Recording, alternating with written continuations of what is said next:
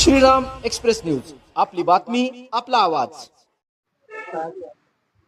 सगळ्यात प्रथम तर सगळ्यांना जय शिवराय, जय ज्योतिबा आणि जय भीम सगळ्यांना आणि जय संविधान। काय बोलावं मला काही समजत नाहीये, पण आज संविधान दिवस आहे हे सगळ्यांना माहिती आहे। कुठल्या पण महापुरुषाने कुठल्या विशिष्ट जातीसाठी काम नाही केले आणि त्याच्यामध्ये स्त्रियांसाठी ज्यांनी काम केले ते माझ्यासाठी पुनर्जन्म देणारं व्यक्तिमत्व आहे। मग ते महात्मा फुले तर आहेच, ज्यांनी शिक्षण दिलं, त्यानंतर रघुनाथ कर्वे ज्यांनी संतती नियम देऊन स्त्रियांचं आयुष्य सुकर केलं, आणि तिसरे म्हणजे जे कायमच ज्यांना पिढ्यानपिढ्या त्यांचं ऋण फिटणार नाही असे डॉक्टर बाबासाहेब आंबेडकर, ज्यांनी हिंदू कोड बिल, म्हणजे आज मला शोकांतिका आहे की मी जेव्हा जय भीमचा नारा लावला तेव्हा मला पोलीस स्टेशनला घेऊन येणारी जी महिला होती तिला पण म्हटलं, बाई आज तुझी वर्दी घालून मला घेऊन चाली ना पोलीस स्टेशनला, हे पण त्या बाबासाहेबांची कृपा आहे बरं तुझ्यावर।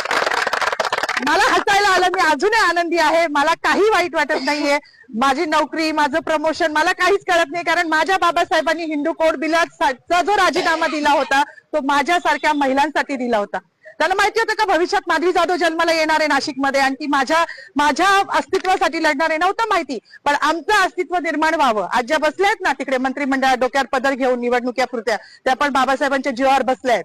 नाही तर विशिष्ट जातीने तेच काम करायचं असं लिहून ठेवलं होतं, चूल आणि मूल याच्या पलीकडे ह्यांच्या संविधानानुसार कुठला वाव स्त्रीला नव्हता। आणि ज्या संविधानाने आज मला ही ताकद दिली आहे त्या बाबाला जेव्हा हे संपवायला जात आहे तेव्हा त्यांची ही लेख तेवढ्याच निडरतेने उभी राहिली आणि ह्याचा मला खूप अभिमान आहे। जास्त काही बोलणार नाही। गिरीश महाजनांनी जो बाबासाहेबांचा अपमान केला आहे तो भरून निघण्यासारखा नाही, म्हणजे त्यांच्या दृष्टिकोनातून पाप धुवायला आता कुंभमेळा येतोय, तिथे जरी त्यांनी नदीत आंघोळ केली तरी तो धुतला जाणार नाही, इतकं मोठं पाप त्यांनी केलेलं आहे। त्यांचं पाप जेव्हा संविधानाच्याच मार्गाने त्यांच्यावर ॲट्रॉसिटी दाखल होईल ना तेव्हाच ते धुतलं जाईल। एवढीच माझी मागणी की त्यांच्यावर ॲट्रॉसिटी दाखल करावी, अन्यथा ह्याच ठिकाणी मी उपोषण चालू करणार आहे। केलंच आहे असं समजा, जोपर्यंत त्यांच्यावर ॲट्रॉसिटी दाखल होत नाही। बाकी मला काही म्हणायचं नाही। पुन्हा एकदा जय भीम, डॉक्टर बाबासाहेब आंबेडकरांचा, डॉक्टर बाबासाहेब आंबेडकरांचा, भारतीय गिरीश महाजन मुर्दाबाद, संविधान जिंदाबाद, लोकशाही जिंदाबाद, हिटलरशाही मुर्दाबाद। आज संविधान दिन आहे 26 जानेवारी। सगळ्यांना जय शिवराय, जय भीम, जय संविधान, जय सम्राट अशोका। माझं म्हणणं एकच होतं की आज 26 जानेवारी 1949 रोजी संविधान लागू झालं होतं। तर आज जो काही आपण हा दिवस साजरा करतो आहे प्रजासत्ताक दिन, हा फक्त भारतीय संविधानामुळे करत आहोत। जर भारतीय संविधानच नसतं तर आज आपण एका छताखाली सर्व धर्मीय लोक जमलोच नसतो आणि हा जातीभेद राहिलाच नसता।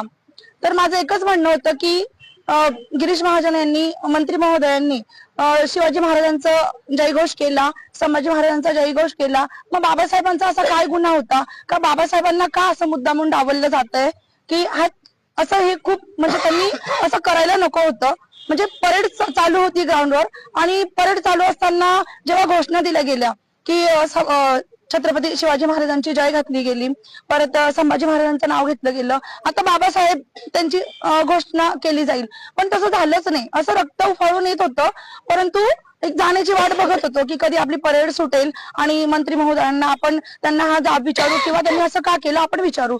म्हणजे आमच्या मॅडम तिथवर पोहोचल्या, त्यांची धावपळ होती, त्यांच्या पाठीमागे मी पण गेली की त्यांना माईक मिळावा आणि त्यांनी हे त्यांना सांगावं की का झालं असं, की बाबासाहेबांचं नाव का घेतलं गेलं नाही। तर मला एकच सांगायचं आहे सर्व जनतेला की ज्या संविधानामुळे आपण आहोत त्या संविधानाचे आपण सगळे रक्षक आहोत। तुम्ही मानलं अगर नाही मानलं तरी सुद्धा हा देश भारतीय संविधानावरच चालणार आहे। आम्हाला मनुस्मृती नको आहे, आम्हाला फक्त संविधान हवं आहे आणि लोकशाही हवी आहे। लोकशाही वाचवण्यासाठी आम्हाला जे करता येईल आम्ही ते करू। आज आमच्या माधवीताई आणि सौपुर मॅडम यांनी नाशिक येथे गिरीश महाजन यांचं ज्यावेळेस भाषण चालू होतं त्या भाषणामध्ये डॉक्टर बाबासाहेब आंबेडकरांचं नाव न घेतल्या कारणानं जो संतप्त सवाल व्यक्त केलेला आहे, त्यांच्या या भूमिकेशी वंचित बहुजन आघाडी ठामपणे उभी आहे। सुरुवातीपासूनच आम्ही त्यांना सांगितलं होतं की तुमची जी काही भूमिका असेल तुमच्या अभिव्यक्ती स्वातंत्र्याचं हनन होणार नाही, तुमच्या अभिव्यक्ती स्वातंत्र्याला संरक्षण दिलं जाईल आणि तुमच्या पाठीमागे वंचित बहुजन आघाडी ठामपणे उभी राहील.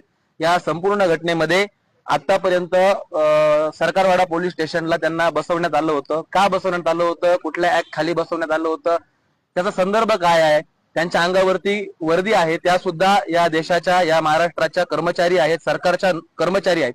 आणि कर्मचाऱ्यांसोबत असं वागणं, याचं नेमकं फलित काय आहे, याचा विचार काय आहे, हे सुद्धा आम्ही या प्रशासनाला विचारतोय. आणि मंत्री गिरीश महाजन यांनी डॉक्टर बाबासाहेब आंबेडकरांचं नाव न घेता जी RSS ची मानसिकता, भारतीय जनता पार्टीची मानसिकता उघड मांडलेली आहे, या मानसिकतेच्या विरोधात हा देश आहे.